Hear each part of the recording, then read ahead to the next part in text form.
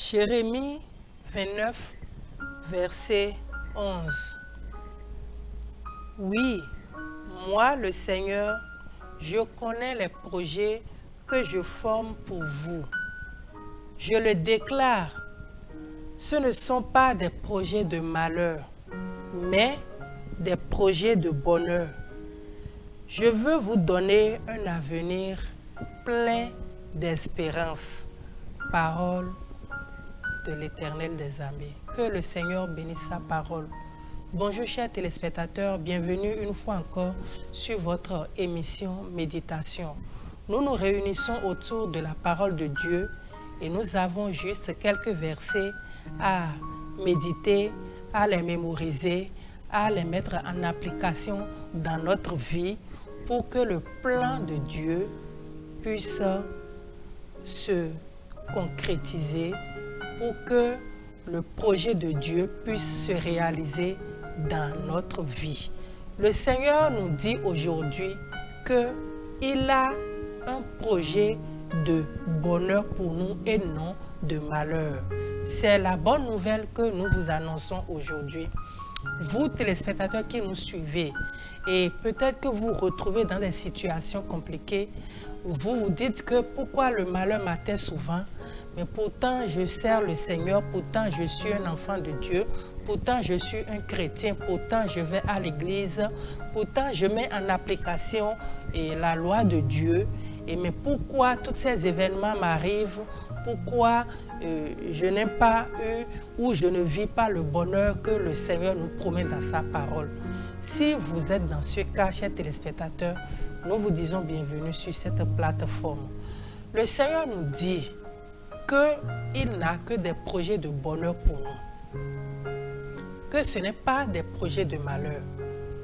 Donc, chers téléspectateurs, c'est la promesse de Dieu pour nous. Mais sachez une fois et sachez aujourd'hui que avant que le projet de Dieu, son plan ou ce qu'il a prévu pour nous sur cette terre ne se réalise, nous avons un chemin à parcourir. Nous avons une marche à faire. Nous allons passer par des situations où nous allons affranchir des étapes avant que le plan de Dieu ne se concrétise pour nous. Malgré la toute-puissante main de Dieu et les miracles que notre Seigneur opère, sachez que avant que le projet de Dieu, sa vision ou la destinée qu'il a prévue pour vous ne se réalise, vous allez passer par des étapes.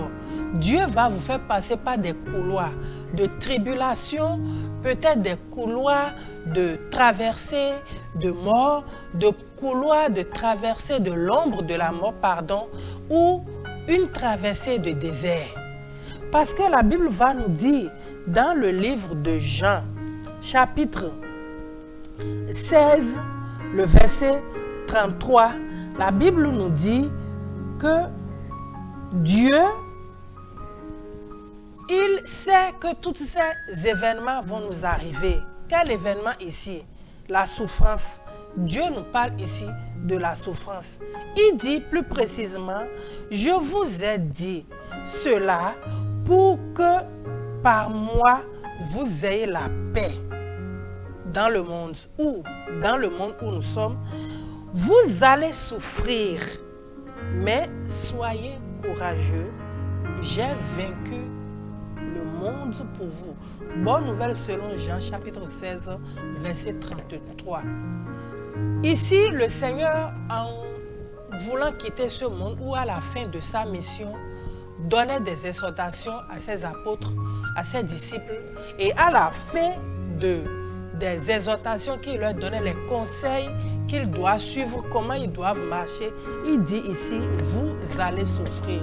D'autre part, dans la Bible, Jésus dit à ses disciples, si ils m'ont haï, ils vous haïront également. C'est-à-dire, nous ne pouvons pas, chers téléspectateurs, parvenir ou rentrer pleinement dans le plan que Dieu a prévu pour nous, le chemin qu'il a tracé pour nous, sans passer par des préalables. Il est impossible. Parce que Dieu va nous faire passer ce chemin de désert pour nous apprendre, pour voir quelles sont les dispositions de nos cœurs, pour voir que là où il est en train de nous amener, pouvons nous tenir. Chers téléspectateurs, vous qui passez par des moments d'affliction, des moments de soulèvement, des moments de mépris, des moments de rejet, des moments où vous sentez la haine, vous oppressez, où les gens ne veulent plus vous entendre ou vous sentir, sachez que c'est normal que vous passez par ces moments. Et ces moments ne vont pas perdurer. Nous allons prendre l'exemple de Joseph dans la Bible. Nous sommes déjà dans le livre de Genèse chapitre 37. Joseph, qu'est-ce qu'il a eu? Il a eu des songes. Il a dit qu'il a vu qu'ils étaient au champ et les épis de ses grands frères se sont tous prosternés devant son tas d'épis à lui. Il a dit cela à ses frères et la Bible va nous renseigner que cela fait que ses frères l'ont haï de plus en plus. Encore que ici, il est en famille, il est au milieu de ses frères. Après, Joseph raconte aussi d'autres rêves et il dit, moi, j'ai vu également que la lune, le soleil et la lune et les 11 étoiles s'inclinaient profondément devant moi. Ici, c'est Genèse 37, verset 9. La Bible va nous dire dans le verset 10 que Joseph raconte aussi à son père son rêve. Jacob lui fait savoir pour dire, Jacob lui fit des reproches et il lui dit, ce rêve c'est quoi? Est-ce que moi et ta mère et tes frères, nous devons nous incliner jusqu'à terre devant toi?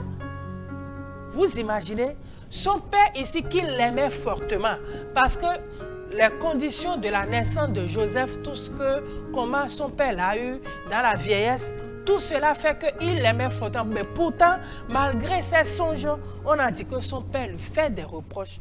Et c'est cela qui va amener Joseph à être vendu comme esclave et se retourner dans la maison de Potiphar.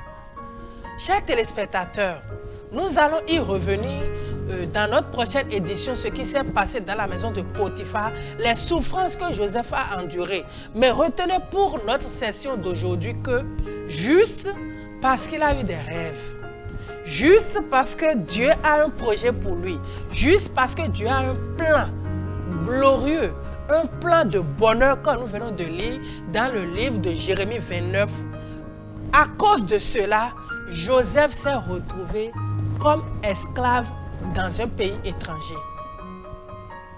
Vous vous êtes retrouvé où? La haine que les gens vous portent parce que Dieu a un plan pour vous, parce que vous êtes une étoile, vous êtes une sélection de Dieu et les gens vous portent envie, les gens vous haïssent, les gens vous jalousent pour rien du tout, pour peu de choses ou pour rien du tout, les gens vous haïssent, les gens vous portent envie, les gens ont de dédain pour vous, les gens vous méprisent, vous souffrez, vous passez par des moments d'affliction, de difficultés au boulot, dans votre famille.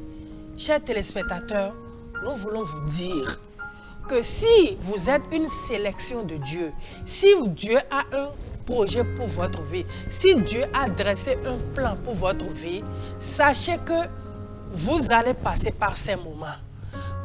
Souvenez-vous de l'exemple de notre Seigneur Jésus-Christ, que lui-même, étant le Seigneur, parce qu'il a une destinée, parce qu'il a un plan, parce qu'il a un projet pour nous, humains, vous avez vu par où le Seigneur est passé, comment les scribes, les pharisiens, les docteurs de la loi, les sadducéens, et j'en passe, comment toutes ces personnes ont été contre le Seigneur, comment ils ont été contre son message, comment ils ont été contre les miracles que le Seigneur faisait, comment à tout moment ils viennent l'affronter, lui tendre des pièges, murmurer contre lui, disant que non, tu fais des miracles par le démon. Combien de fois ils ont dédaigné, ils ont méprisé le Seigneur, combien de fois ils ont haï le Seigneur. Et le Seigneur va nous dire, s'ils m'ont haï, ils vous haïront. Et l'épître, la parole de Dieu que nous venons de lire dans le livre, l'évangile de Jean nous a dit, vous allez souffrir. Ça, c'est le Seigneur même qui donnait ses conseils à ses disciples. Vous allez souffrir. Chers téléspectateurs, ne pensez pas que, étant enfant de Dieu, venu sur cette terre et que Dieu nous a préservé la vie et que nous sommes encore en vie jusqu'aujourd'hui et que Dieu a un plan, Dieu a prévu quelque chose pour nous. Dieu a prévu quelque chose pour nous. Nous avons une étoile, vous avez une étoile sur votre vie. Vous êtes appelés à accomplir des choses au sein de votre famille, pour la vie de vos enfants ou au sein de votre congrégation, pour votre nation. Sachez que vous serez haïs. Les gens vont vous dédaigner. Vous allez passer par des moments de tribulation, de souffrance. Mais qu'allons-nous faire? Quelle est la conduite à tenir? Nous devons avoir les yeux focalisés sur celui qui est notre Dieu. Nous devons avoir les yeux focalisés sur notre Seigneur. Quelle est la vision que nous avons de notre Seigneur? Quelle est la perception que nous avons de lui? C'est cela qui va nous amener à nous maintenir, à ne pas fléchir les genoux, ne pas repousser chemin, ne pas dire non, j'abandonne tout, je laisse tout. Ou vous avez commencé un projet que le Seigneur vous a si bien inspiré et que ce projet a commencé par rencontrer des difficultés, des blocages, des limites, des oppositions, des soulèvements. Chers téléspectateurs, nous pouvons vous rassurer que si votre cœur ne vous reproche rien, vous avez de l'assurance devant le Seigneur. Tout ce que vous avez à faire, c'est de poursuivre le but que le Seigneur a pour vous, c'est de poursuivre le plan que le Seigneur a pour vous, c'est de ne pas quitter le chemin que le Seigneur a tracé pour vous. Nous vous exhortons dans notre émission d'aujourd'hui de réfléchir et de vous dire quelle est la vision que Dieu vous a accordée. Ici, Dieu a parlé à Joseph et cela a fait que Joseph a tenu dans le temps. Nous y reviendrons plus amplement. Mais cela a permis à Joseph de tenir. Vous également, quel est le plan que Dieu a pour vous? Quelle est la vision que Dieu a pour vous? Qu'est-ce que Dieu vous a dit? Vous devez tenir ferme. Vous devez ne pas... Vous n'avez pas le droit de rebousser chemin. Vous n'avez pas le droit d'abandonner. Vous n'avez pas le droit, vous n'aurez pas raison de tout arrêter. Vous qui êtes sur le point d'arrêter, de baisser les bras, de tout abandonner, le Seigneur vous interpelle dans l'émission d'aujourd'hui et il vous dit, vous n'avez pas le droit d'abandonner. Vous n'avez pas le droit de repousser chemin. Le Seigneur a dit dans Jérémie 29, verset 11, c'est notre test de base aujourd'hui que nous allons mémoriser, et également dans Jean 16, verset 33.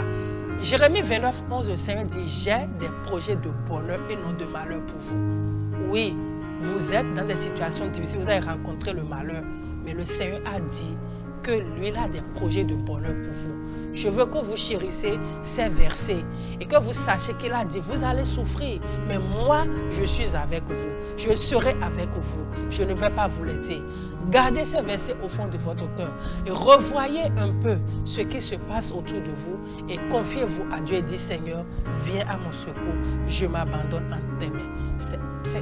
Chers téléspectateurs, nous vous confions dans les mains puissantes de notre Seigneur et nous prions le Seigneur Jésus-Christ pour qu'il vous fortifie, qu'il vous renouvelle, qu'il vous garde, qu'il étend sa main de protection sur votre vie, qu'il soit votre asile, qu'il soit votre force, qu'il vous renouvelle, qu'il vous secoue, qu'il vous élève, qu'il vous garde, qu'il est l'étendard qui flotte sur votre vie. Il est le pilier qui vous soutient. Recevez ces paroles de consolation, recevez ces paroles d'exhortation et soyez bénis au nom de notre Seigneur Jésus-Christ.